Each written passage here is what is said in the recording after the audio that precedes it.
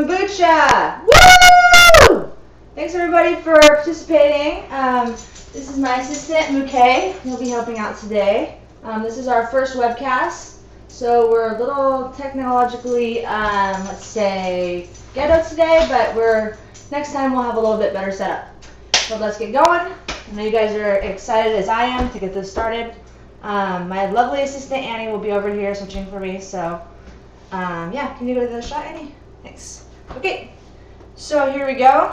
Kombucha is actually a two-step process. The first step is the first fermentation. So these two are ending their first fermentation right now, and then we're going to transport them to these bottles to go through the second fermentation.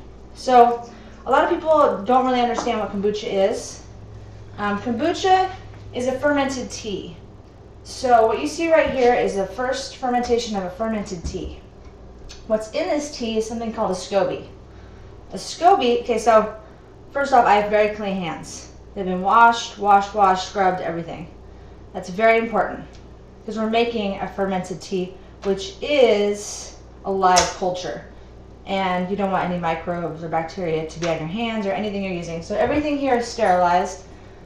These were all boiled, cleaned. No heavy detergents though, because you don't want to leave any residue like bleach. Bleach is a no for anything that you're making. And bleach is a no in general unless you're cleaning something that has like a toilet or something. Anywhere you're going to eat off of, you should never use bleach. But anyways, so this is our first bad boy. So I'm going to go through how to go through the first step, but this is the second step for fermentation. So I wanted to show you the cool stuff first, and then we can go through how you get to this part. So this is the second fermentation, and our SCOBY, which is on the bottom, has been fermenting in this tea that I made. It's a sweet tea. I made this 12 days ago. So I made the tea, I put the SCOBY in it, and then I let it set. I covered it with a clean, this is like a sterile, something from like a first aid kit. So I covered it in that, and then I let it set in an undisturbed for 10 days with no smoke, no dandruff, in a closet. It was wrapped in a towel because it needs to be at around a 70-degree temperature. So as you can see, it's growing another SCOBY at the top, which is called the baby. So the mother SCOBY is at the bottom. So first thing we're going to do is we're going to pull both the baby and the mother out so we can have this lovely tea juice to put in our bottles to go through the second fermentation. So let me get a bottle for this. So here's a bottle. And we are going to pull. So clean hands. Remember, clean hands. We're going to pull. Oh, that's okay. If it rips a little bit, this is just this will grow. Put it in the bottle and you let it give it some love and it'll grow. It's big and healthy just like its mother. So this always scares me putting my hands in this, but it's very clean. Best thing to grab it with is your hands. So I know this is probably going to gross people out the first time they see this, but this is a SCOBY. This lovely, beautiful thing is what kombucha is made out of. So those black particles are yeast. This is a colony of yeast and bacteria that grow in a symbiotic relationship. So symbiotic means that they live off each other. So you give it a little sugar, a little tea. You can even do it with coffee, and they'll make a beautiful, wonderful drink that's both beneficial health-wise and for your body, for your mind, for your spirit. And I'll go over that. Yeah, Annie commented that it looks like a jellyfish mushroom. Hold on, I'm going to rinse my hands again. So a lot of people call that the mushroom. That's what it's called, its nickname. But it's actually not a mushroom. As you can see, it is not a mushroom. It is yeast and bacteria. So similar to making beer, but not. This is a very this way of making kombucha has been around for 2,000 years. Started in the Ying Dynasty in China. It's linked to. So let me tell you the health benefits before we go forward. It makes a certain acid that your liver produces. It's called glucaric acid. Glucaric acid is the same acid that's used in your stomach and your pancreas and your liver to cleanse the body. to cleanse the body of all the toxins in your body. So you're actually helping your body by drinking kombucha because it cleanses everything. So now that this tea is ready for its second fermentation, I'm going to give this tea, I got to put a little bit in this bad boy to keep it, because see, it's living. That's what the important thing about washing your hands is. This is a living thing. This isn't just like something like a rock. This is a living, breathing thing that needs food and oxygen and great care to continue on living and thriving. So this is also a great way to introduce your kids to chemistry and biology, because it's really interactive. You could tell them about the process it undergoes in the first fermentation by giving it sugar it gives it food to live on, and then once it eats all the sugar, you're replaced with that sour kind of taste, and that's why kombucha has a sour taste, because all the yeast and bacteria have eaten all the lovely sugar. So now we're going to go to our second guy. Put this over here. So this is my bad boy. Oh, another thing, they recommend you brew the first batch in glass. This guy's in plastic, but it's BPA free, but I need to get a respectable container. I need to get a large glass container. You can get them at Costco, a large pickle jar. Buy the big pickles, give them to your friends, whatever, keep them. And then you have a lovely kombucha container. So clean hands again, reaching in. Now this is going to be a monster. So prepare yourself. It's not that big. So here we go, very live, very, very healthy. So one thing you want to look out for after the first fermentation is for any mold. So obviously when I looked at this, I evaluated it last night and today. Let me rinse my hands again. There's no mold growing on it. And that's something that you're going to have to it's something that you're going to have to really think about when you make kombucha, because this is something that if you do it wrong, you can grow mold and it can be very harmful. But when you do grow mold, it's very obvious. It's the same kind of mold that you see on your bread. The green, the blue, and he's pointing at it. And it's something you not want to grow because it's not healthy. If you drink it, you get sick. So remember, this is live, this is a fermentation, I'm not a chemist, I'm not anything like that, I'm not a food scientist, but I read a lot about this. I had a friend who did it, and the biggest part for me was getting over the fact that it was kind of gross, and the fear of making something that's horrible and that will make me sick. But after brewing it a couple times, you realize that it's kind of hard to make it horrible. Kombucha has a way of just taking care of itself. But there's something I do test, which I will highly recommend, is you test the pH. So the right pH is between 4 and 2.5. So this is not your regular pH strip. This is actually for pools. This tests chlorine, alkaline, pH, and total hardness, but we don't need all the information. All we need is the pH of it. So I'm going to take this, and let's see, the pH is the second one in. So I'm going to put my strip in here. Let's see. So we got a yellow. That's one right there. Let's see what yellow does. pH. Perfect. So if we took the yellow and we looked at it, so this is really important because harmful bacteria can grow in anything over 4. And you don't ever want to drink anything below 2.5 because that's like vinegar. Vinegar is 2.5. So if you drink that, it's going to taste like absolute shit.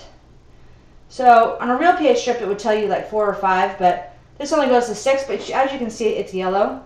So I just know that yellow is about a 4 or a 5. If it was an orange or a green, or not green, orange or red, I would not drink this. I would let it ferment for a couple more days. I would know that there's too much sugar in this batch and that it's not at the right acidity yet. So acidity is really important for growing the bad, harmful bacteria and keeping your kombucha the right pH so that you can have a healthy and active culture. So for right now, I'm going to cover up my beautiful scobies and their babies. Put them aside because right now we're dealing with the first fermentation. So I'll take these guys, and after I get rid of these, I'll make another batch with these. See, Annie, you're getting it now. Shh. Annie's my wonderful girlfriend. She's helping me out today. I'm not. Thank you, Annie. So I don't want to bore you and go through the whole bottling process, so I'm going to do one, and then we're going to go over and make the next batch of kombucha, and I'm going to show you how you can make it yourself. And if you're really interested, then contact me and I can maybe hook you up with a SCOBY or get someone to hook you up with one, because I'm just going to wash a cutting board right now, but the cool thing is that kombucha is something that anybody can do. If you're interested in it, it's cheap, it's fun, it's good for kids, as I mentioned before. It's a lot cheaper than buying it in the store. In the store you pay $3 to $4 for just a bottle of it. So right now I'm going to flavor. This is where you get the fun kombucha that we're all used to. The fermented, bubbly kombucha that we love at the store. It's actually a second fermentation. As you can see, this has no bubbles in it.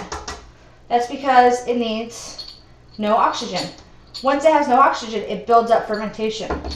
So there you go, chemistry again. I'm going to put this, fill it up, and I'm actually going to flavor it with lovely, I've never used the extracts. Before I used fruit, and I cut it up and put it in there. And I found that if I put too much fruit, it became more like a wine cooler. So I kind of want to try something different. Can they see this? Mm-hmm. All right.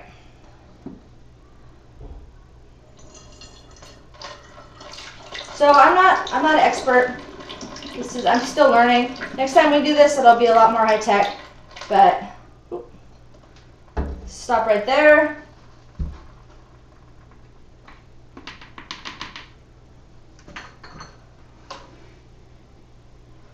No, pour vanilla. Okay, Annie's requesting vanilla. So I'm going to do vanilla, almond, and I'm actually going to cut up some ginger and do some ginger too. Ew. Well, ginger's good for you, Annie. Nope. So you can actually do spirulina too.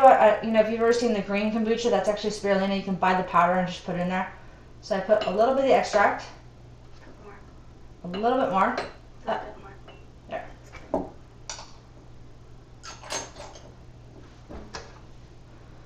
All right. See, once I get fancier, I'll have all the cool bottling stuff. All right. So these bottles are called Easy Cat bottles. You can buy them online. I got them from Amazon. Really good kombucha company located in the Bay Area uses these on their bottles. This is kind of, oh. Well, I put this, this is embarrassing. I put this top on wrong. So I'll just fix it really quick. So with these bottles, they come with the tops and, oh wait. Oh, okay, I didn't. Okay, so you gotta be careful. So they come with the top and they come with this portion of the bottle. So you gotta put them on, cap them. And the most important thing is for it to be airtight, because you want all the goodness in here to start stirring up and start creating that lovely fermentation, all the little bubbles. So we'll cap it. And there we go. So after this portion, we'll wait another week. First, we'll leave it out for about 5 days. So it stays at room temperature and it'll continue to ferment. Continue to eat the sugars and stuff, and then we'll put it in the fridge. And once it cools, it will slow down the fermentation and go dormant.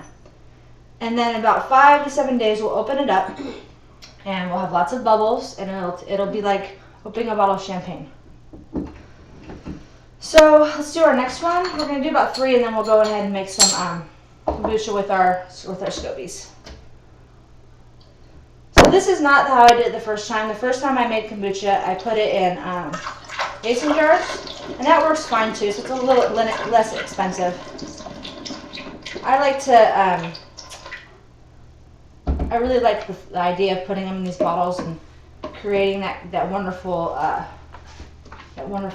ferment, bubbles and stuff. So, Annie, we're gonna do almond on this one. Ew. Annie says ew. Hi, Mom. Annie says hi, Mom. I don't think your mom's watching. You don't know what she does. I don't know what she does, actually. Okay, so we put some almond extract in it. Fill it up some more. All right. Cap it. What tea did you use?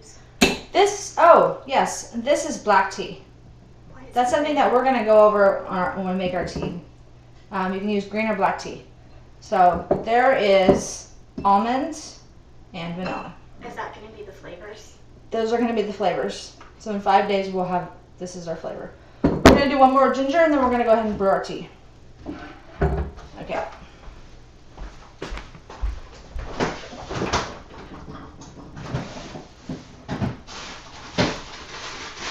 So fresh ginger is the best.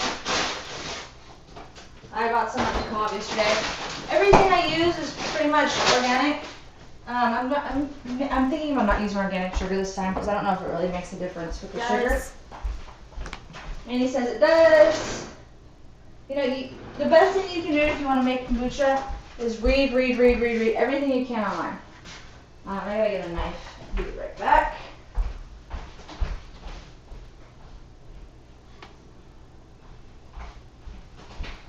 So again, we're gonna clean everything. Extra care to make sure everything is sterile. Before I use those containers again, I'll bleach them out. Or not bleach them out, sorry. We'll boil them. That's exactly what I do not want to do is bleach them out. So I'm gonna take a little bit of this ginger. I'm gonna cut it. Take off the skin. This is the first time I've used ginger. I heard a lot of people online recommending it, so I like the ginger beer kind of stuff. So we'll see how it is. So one thing that you don't want to do is put a ton of fruit. Like I said before, I put a ton of fruit in mine, and it's good right when you put it in a couple of days afterwards, before it starts generating all the bubbles. But after that, it has so much sugar in it, it starts turning a little bit more alcoholic. Tastes kind of like a wine cooler after that. Yeah. Time to party with kombucha. Time to party, that's what Annie says. So we'll put a little bit in here. Lovely ginger. So everybody online recommends you just put pieces. Don't puree it. Pieces. So and I'm going to give you some really good links at the end of the show to do some more research yourself. When I get next week will be a little more advanced. We'll have better cameras. I'm continuing to improve my brew. Better containers. And you may ask yourself, why would I do this? Why would I go through this trouble to brew kombucha? And I do it because it's healthy, it's delicious, it's inexpensive, it's a good hobby to have. I mean, if you're gonna have a hobby, then it might as well be something positive that that helps you and your family be healthier. For Annie, Annie's putting in herself. So we're gonna put this in here.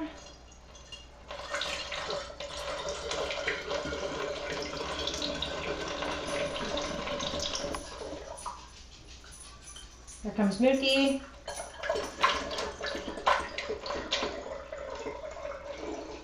So again, for those just tuning in, we're going through our second fermentation, so we're bottling our kombucha after it's already fermented for 10 days.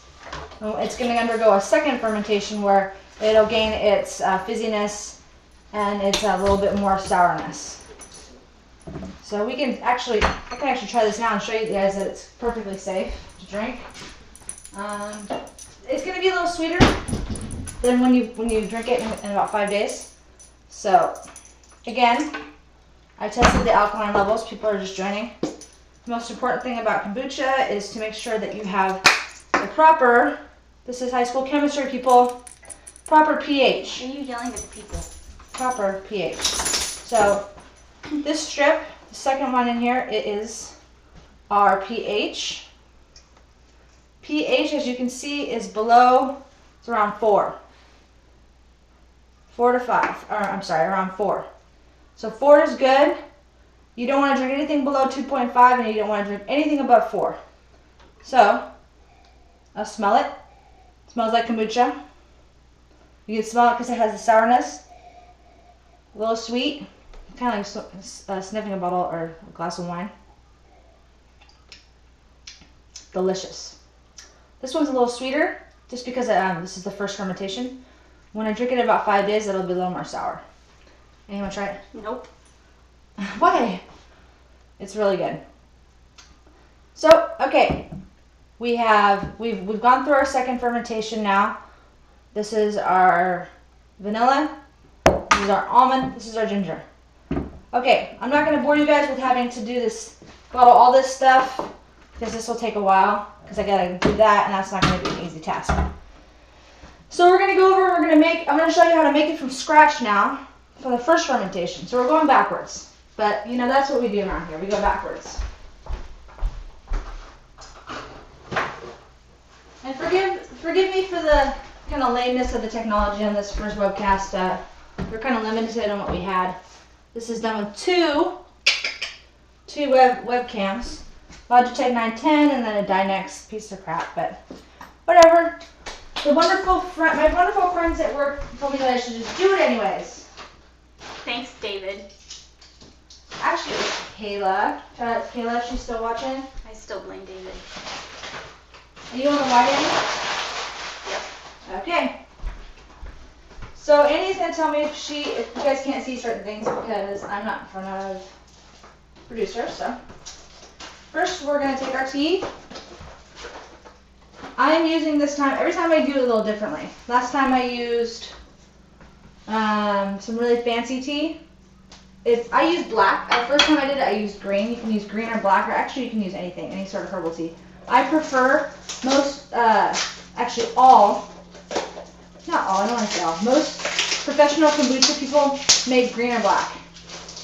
You can make herbal tea, it tastes delicious, but I just prefer it with the caffeine. I want the purple. So this is Newman's Royal Black Tea, organic.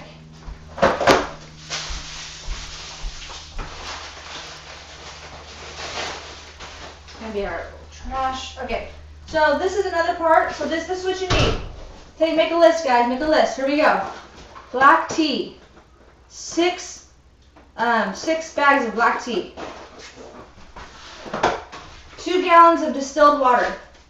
2 gallons distilled, not spring water, not tap water, not filtered water, not any of that. Distilled. Distilled is water in its purest form. It doesn't have any harsh chemicals.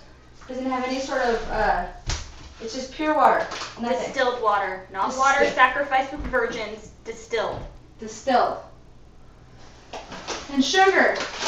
So as I said, I used organic. I don't know if it really makes a difference. Some people say it does, some people say it doesn't. You can use the organic, or you can use regular sugar. There's some weird stuff in regular sugar. I don't know if you guys know this. There's actually bone. Don't use it. There's actually bone. Like use it. Bone from a, I don't know where it's from. But Cow. Bone from a cow.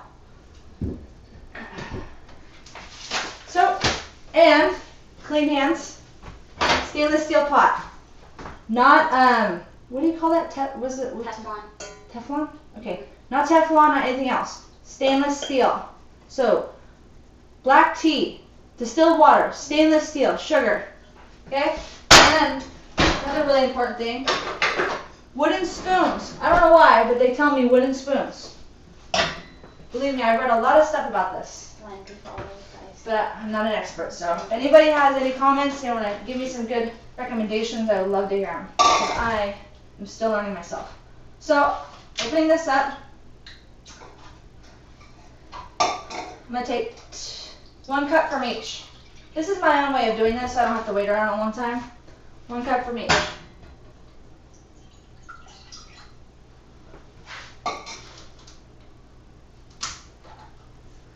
So the reason I'm doing this is because I'm going to boil this water with the tea, and I don't want to wait around like 3 hours for the tea to cool.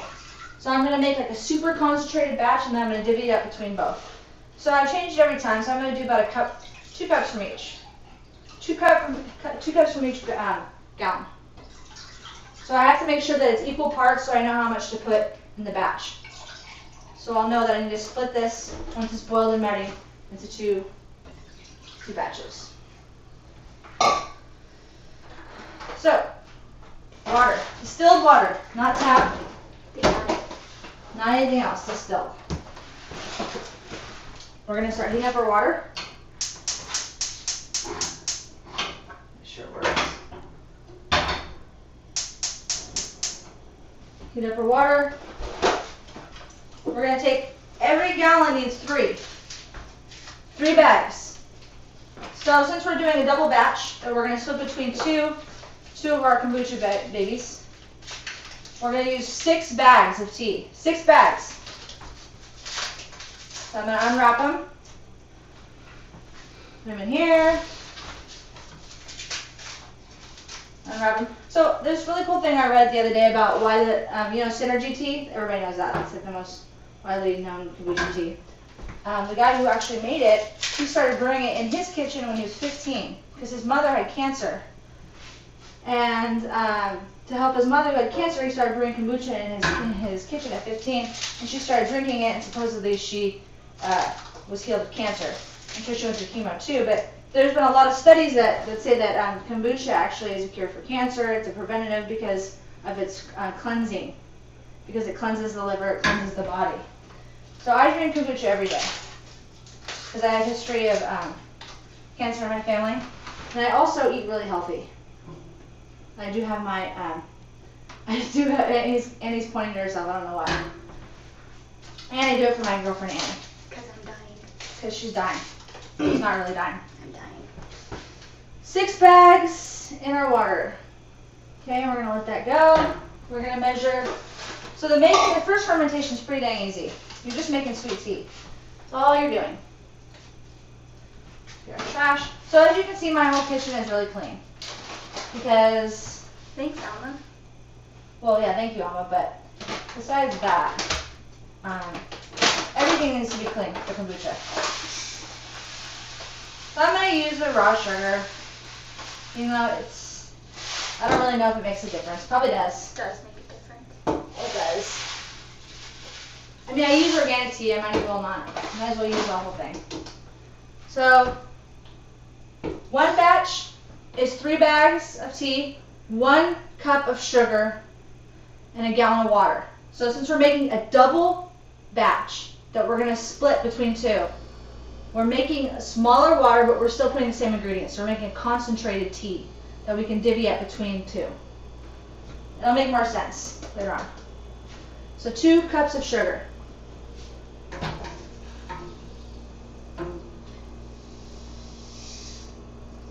So you're only going to let this go about 5 minutes because we don't want it to start caramelizing. You see it's already turning black. So if you were say you were just going to make 1 batch, so you take 3 tea bags, 1 cup of sugar, and a gallon of tea, and you brew it, then you call it a day. I'm making a double batch with less amount of water so I don't have to wait for it to cool. Because if you brew a gallon of water, if you boil a gallon of water and you wait for it to cool, you're going to be here in a couple hours. Everything has to be at room temperature for the SCOBY to go in, or you will kill your SCOBY. And that is bad. You do not want to kill your SCOBY. Murderers. And he says I'm a murderer. So we're just going to stir this, stir.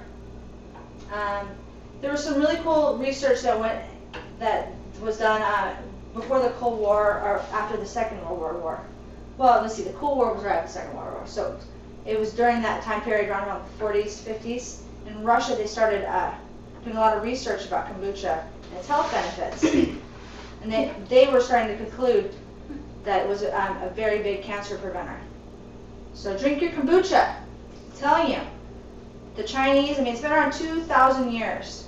Before we had all this modern stuff, before we had, bleach and modern detergents and soap and all this stuff. They had soap back then, but, well, actually, I don't know.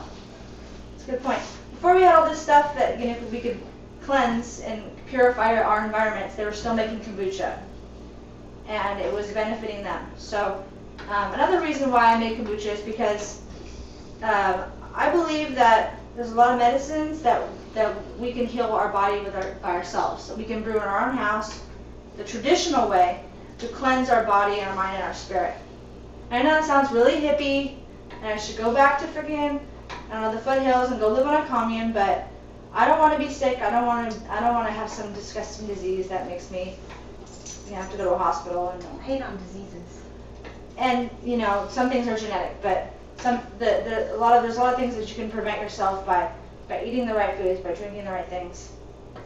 And kombucha is just one part of that whole equation. It also starts by eating organic fruits and vegetables. If you eat meat, eating grass-fed beef, eating free-range chickens, all that stuff, and you know, because you don't want those antibiotics. So whatever you put in your body is what you're going to experience in life.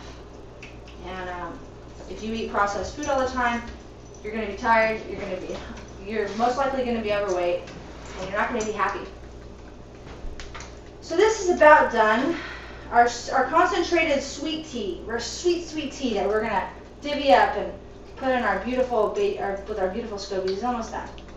So I'm going to let it cool. Did it for a couple minutes, made sure it didn't caramelize. Putting our wooden spoon, rinsing it off. I'm going to put it with our other guys over here. So, I'm going to, you know what, I just realized that I need a container to put this in. So I'm going to finish bottling this real quick so we can use this for our next batch. So, I'll just keep talking because I'm a good talker.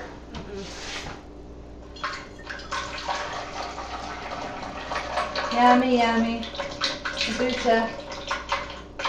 It's so funny because the first time I ever had kombucha, I thought it was disgusting. Yeah, you did. I would talk shit on it. I thought people were weird. I was like, what are they drinking? Are they crazy? You know, I didn't get it. But after doing a little bit of research and I found a brand that I really liked. And I kind of worked my way up. Because, you know, if you start the synergy right away, it's a little sour. So it can be kind of off-putting. Like, oh, it tastes like vinegar, whatever. Yeah, Annie's saying I should use a vanilla. If you find a brand you really like, it's a little less sour, it'll kind of warm you up to it. And now, recently in Sacramento, they have restaurants that, it's a little too full. They have kombucha on tap. So that's pretty dang cool. Plum. What? The Plum Cafe here in Sacramento. So vanilla again. Okay. More. And it'll be too much. No, it won't. Yes, it will. There's no such thing as too much vanilla. There is a thing as too much vanilla. Next time I'm gonna make you wear like a little short skirt, and you're gonna have to like present things like this. No. Yes. No. That's gonna be your task. Thank you, Annie. Sorry to pull you away from your conversation on the phone. Annie's wonderful and she's helping me out today. Good food is my passion. I love anything that health food related. It's been my interest, my family's interest for a really long time. Grew up this way. My family's they're kind of hippies. My mom's definitely a hippie. Mookie says don't talk crap on his grandma. Mookie is in love with my mom. And that's funny you growled there when I said that. Alright, so we're almost down to this first guy. Ooh, see that lovely brown stuff at the bottom? I know that's probably grossing you guys out, but see that? That is yeast. That's the good stuff. A little bit of yeast and stuff. So yeast is good, bacteria is good, bad bacteria is bad. But there's no mold, there's no anything. If you have mold, you'll see it. One thing is, if you get mold to grow on top of your kombucha, throw it out. Throw it out. You cannot salvage it. Throw the SCOBY out, throw everything out. Throw the baby out. You can't drink mold. You can't drink mold.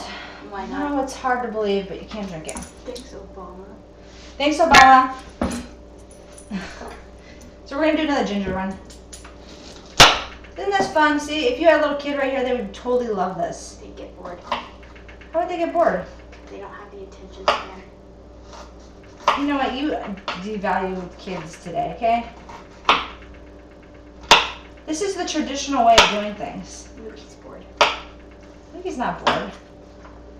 I know, we probably lost all our viewers, but that's okay. I don't see any people watching. You can't tell. That's not the. That's a switcher. I mean, sorry, that's an encoder. That's not the actual stream. Well, it is, but it isn't. Okay. Wow, dude, I think I planned this. I don't want that big glob though. I mean, nobody drinks the big glob, even though it's great. But I'm actually going to use part of this and then throw it.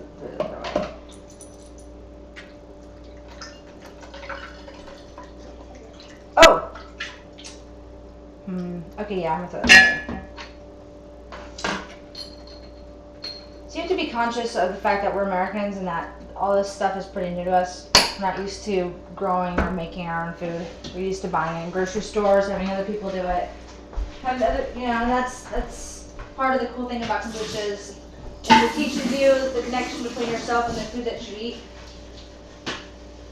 So I'm washing this. Do you have it on the wipe? Yep. I'm washing my container. So as I said before, you should use glass. I'm using plastic on one of my batches because I just haven't gone to Costco yet and got the pickle jar, which I need to do. So this is BPA free. If you're going to use plastic, make sure it's BPA free. I just need to make friends with the chemistry person who can give you some cool stuff. And any of you viewers out there, if you have any access to flasks, to strainers, to glass stuff, containers, if you're a chemist out there and you have some cool stuff and you can sell them to me, let me know. I have all that stuff, and I'm a chemist. And he's making more comments. They're not appreciated. Okay, so all clean, dry, everything.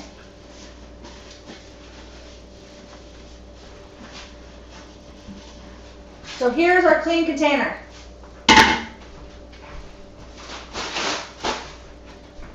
So what do we need in this clean container? We need tea and we need our SCOBY. So I made a double batch, as I mentioned before. I'm repeating myself because I don't know who's coming in and out of this broadcast. So I'm going to use my trash. I'm going to pull out all the tea bags. And he's laughing. Not funny. And the spoon I'm using is wooden. It is not plastic. It is not metal. Okay. I'm going to take my measuring cup because I remembered I used 2 cups from each. Of course, a little bit's going to evaporate. So I'm going to do my best to kind of split it. Ooh. Stirring this to make sure we got everything good.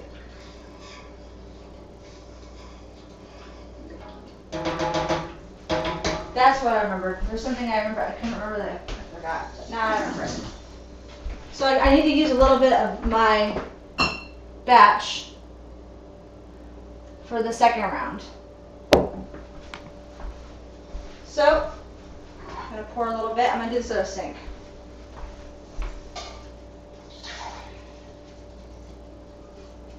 Two cups.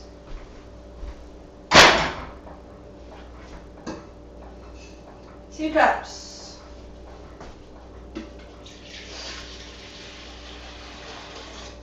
Because I used 2 cups from each. So I'm going to take one of these, my distilled water. I'm going to fill it up. So I'm cooling the water, so I don't have to wait for it to cool, like I said. That's why I made a double strength batch.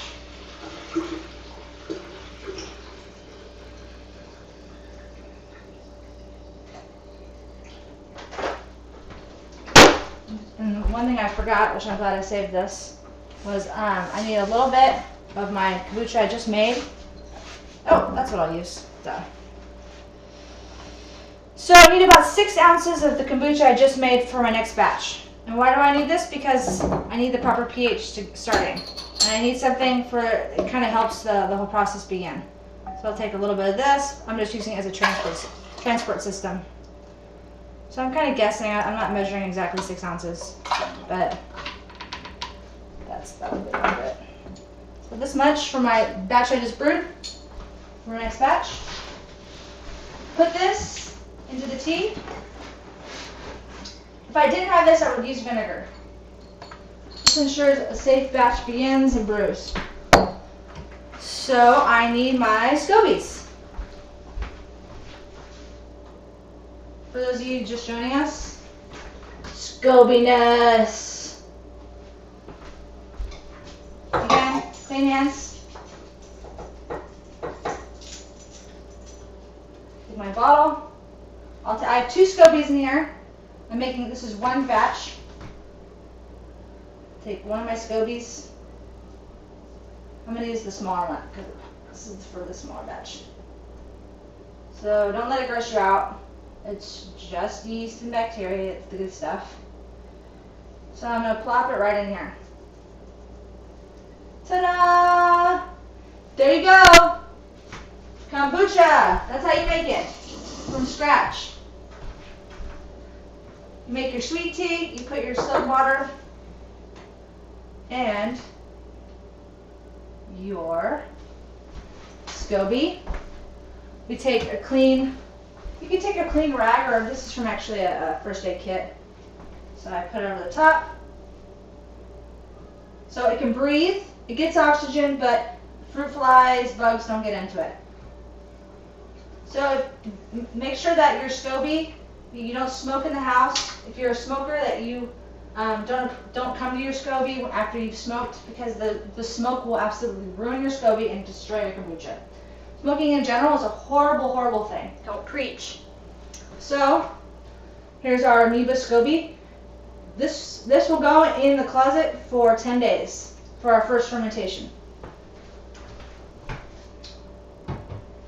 And there you go. After 10 days, I'll pull it. I'll put it in the bottles for the second fermentation.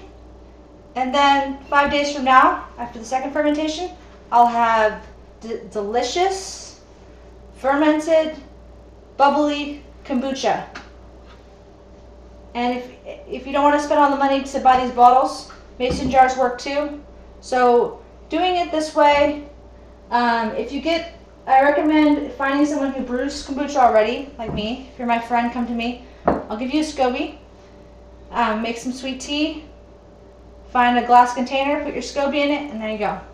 It costs about a couple dollars if you didn't invest all this expensive stuff that I did. But I like the bottles and I like that, so that's my own preference. But thank you for tuning in. Next time we will, I don't know. We're going to do kombucha. We're going to do something fermented. One of these days I'm going to do cheese, so that'll be interesting. That's about a 5-hour process, so that'll be a long live stream. So mozzarella cheese is the first thing I'm going to do. But thanks again. Have a wonderful day. And drink your kombucha. Thanks.